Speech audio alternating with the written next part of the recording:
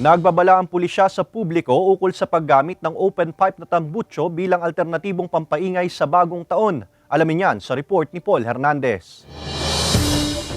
Laman man araw-araw ng kalsada dahil sa pamamasada at kahit pa kabi-kabilang harurot ng tambutso ng tricycle ang naririnig ni Ponciano, ang tunog ng open pipe muffler ang tila hindi niya raw makakasanayan. Mga maingay nga mga tunog, bilang harurot, overtake sa iyo.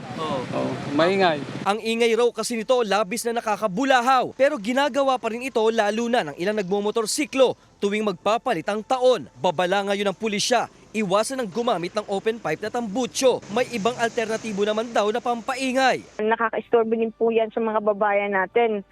Tsaka talaga pong sobrang ingay po. Ayon sa PNP, takaw-awi raw ito at marami silang natatanggap ng mga reklamo tungkol dito. Ang ilang barangay at bayan nga raw may mga ordinansa pa hinggil sa pagbabawal nito. Yan po inuhuli po din ng ating PNP. Katulong po yung ating mga sa local, sa LGU po natin. So, wag na lang po natin gamitin yan. Ano? Nagbanta rin ng mga otoridad na sasamsamin nila ang mga open pipe na tambutso kung mahuhuli nila ang mga motoristang gumagamit nito.